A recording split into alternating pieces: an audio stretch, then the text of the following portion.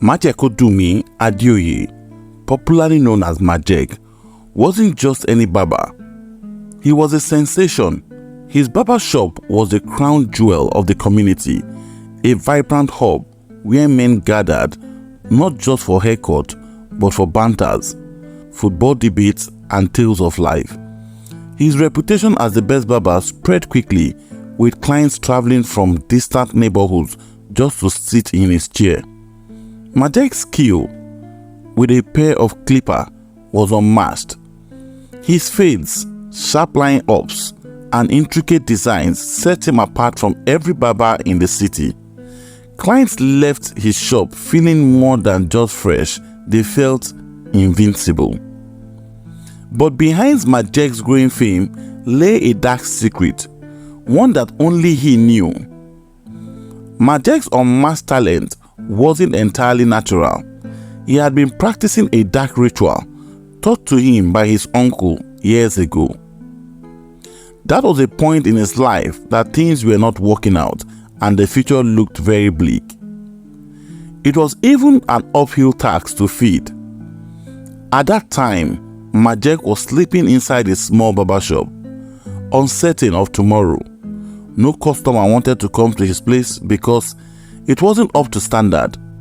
Several times he would cry at night, especially when it seems his friends were doing well and he was not.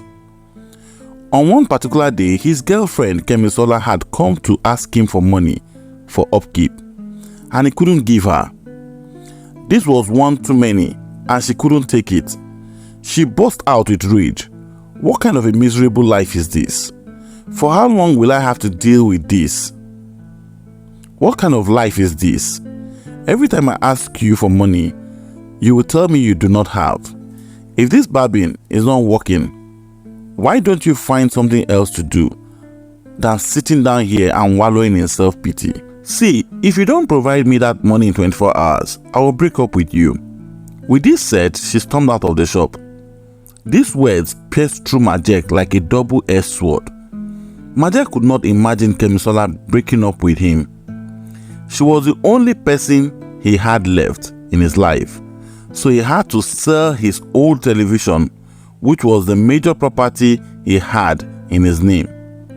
He sold the television for the exact amount Kemisola has requested for and decided to take it to her before the 24 hours deadline she gave to him. If you are enjoying this story, please do not forget to subscribe to our channel and turn on the notification bell. When he got to Kemisola's house, he saw a car parked outside. When he opened the door, he saw Kemisola in the hands of a well-dressed man. Majek felt like his world was crashing on him already. "Kemisola, I am here with the money," he said faintly, his voice betraying his emotions. He handed the money over to her. Immediately, Kemisola and the man started laughing hysterically. "What do I need your miserable 5,000 naira for? My baby here," pointing to the man already, "gave me 50,000 naira. You can keep your 5,000 naira. Obviously, you need it better," Kemisola said. Majek had never felt that embarrassed all his life. As he turned to leave, the man with Kemisola called him back. "Young man, go and look for what to do. A babe like Kemisola is way above your league. She needs a man that will pamper her and spoil her silly, not a wretched pauper like you." With that, they both laughed again. Majek cried all through that night and decided enough was enough. The next day, he packed his bags and traveled to his village, with intentions to never come back to the city. All through the journey, he was moody and didn't talk to anyone. When he got to the village, he narrated his ordeal to his only uncle, Baba Bose, who was like a father to him. Baba Bose, a man in his 70s, felt his pain. He couldn't stand to watch his nephew wallow in such poverty and lack. So he took the issue to the village court, which he was a member, called Egbeawo. After listening carefully, the cult leader, Babawo, as he was fondly called, told him something can be done. He told him that a ritual will be done that will align with his job since he was a barber. When Baba Bose got home, he told Majek everything. At first, Majek felt uncomfortable, but later accepted their terms when he was told no human life was involved. Majek Udumi, Baba Bose called. I can't watch you wallow in poverty. Your late father will not forgive me, knowing I was in position to help and I didn't. The last words your father, who was my elder brother, said was for me to take good care of you, and I must respect his words. He gave Majek a black clay pot. You will make sure you find out the names of your customers. After barbing their hair, pack the hair and put it inside this pot. Late at night, after the barbing shop lights dimmed and the doors were closed, perform this ritual.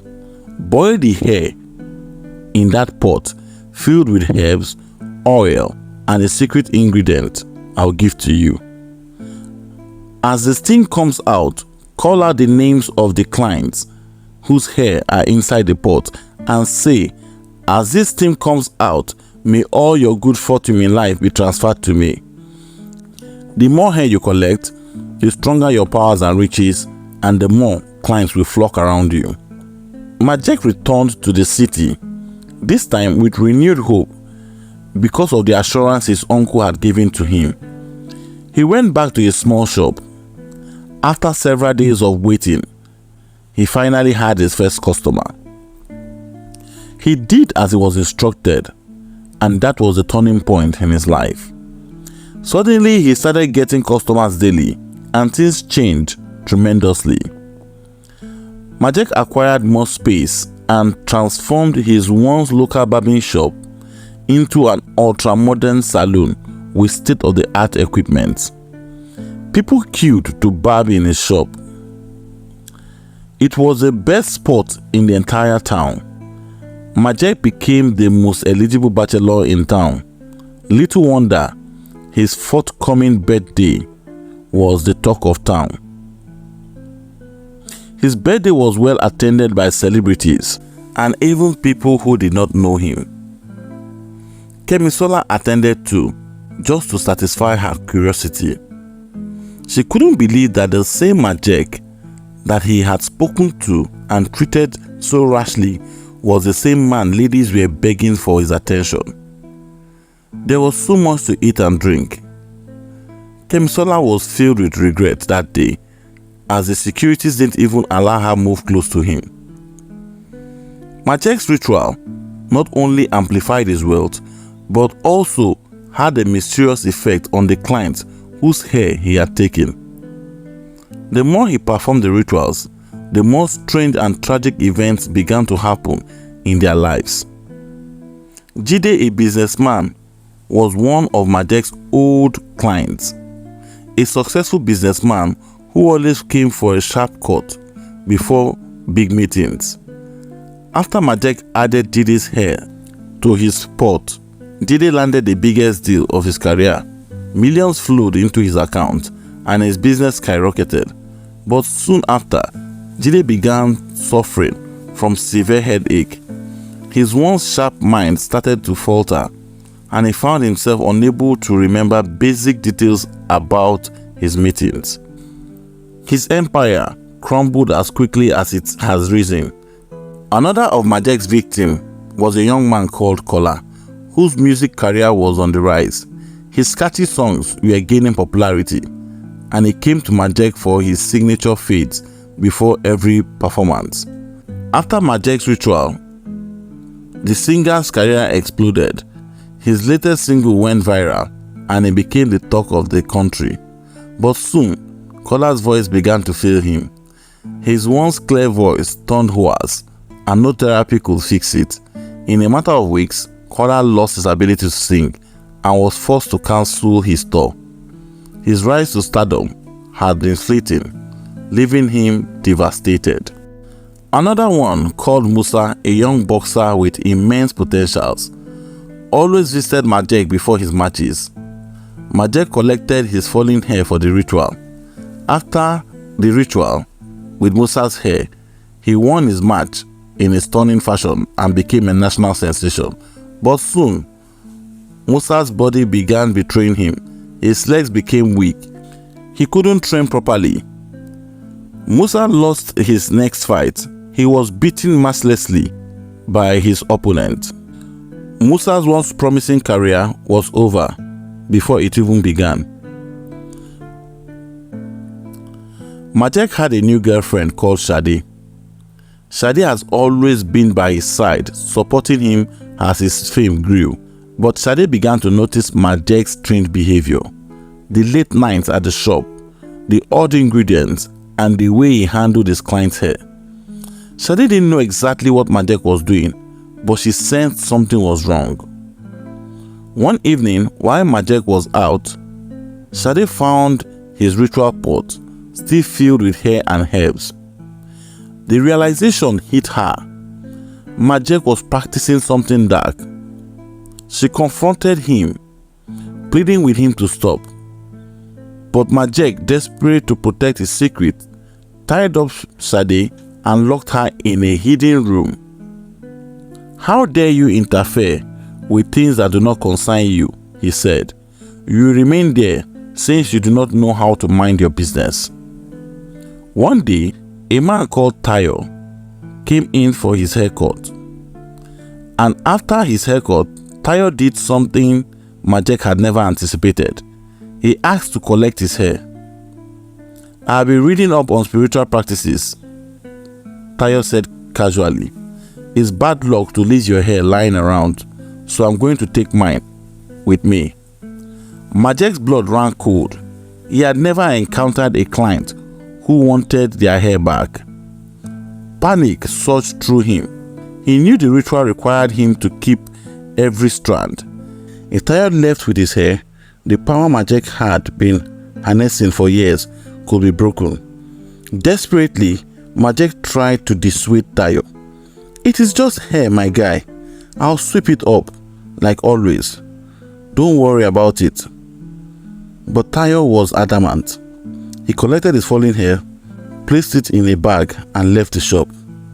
The moment Tayo walked out, Majek felt something shift in the air, a heavy, oppressive weight pressing down on him.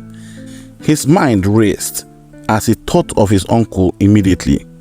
He traveled to the village the next day, but unfortunately, he was told his uncle had died a day before. "Why was I not informed?" He burst into uncontrollable tears. People felt he was crying because of the death of his uncle. His uncle was the only link to the cult group, as it was a secret cult and the members were not known or their identities disclosed. From the moment Tayo walked out of the salon, things began to unravel. Majek's powers, once a source of strength, now turned against him. He started having nightmares. His hands, once steady and precise, began to swell and ache. Then came the maggots wriggling beneath his skin, a horrifying reminder of the dark forces he has unleashed. Majek's shop, once filled with laughter, became desolate. The community whispered about his strange affliction, and clients stopped coming. Shade's absence did not go unnoticed, but Majek kept her hidden.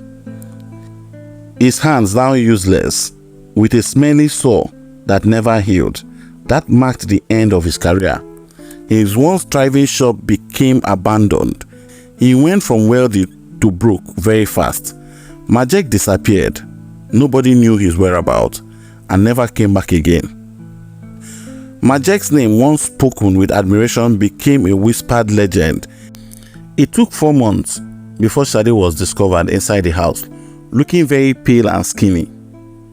She narrated how Majek has held people hostage with his dark powers and how he punished her when she discovered. It was then the scale fell off their eyes and they truly discovered that those who barbed with him had lost all they once had. Those consigned started picking up gradually as the powers were now faded. The most aggrieved was Musa the boxer, who swore to give him a beating of his life for what he did to him and his once blossoming career. If you enjoyed this story, please do well to subscribe to our channel, like, share, and turn on the notification bell.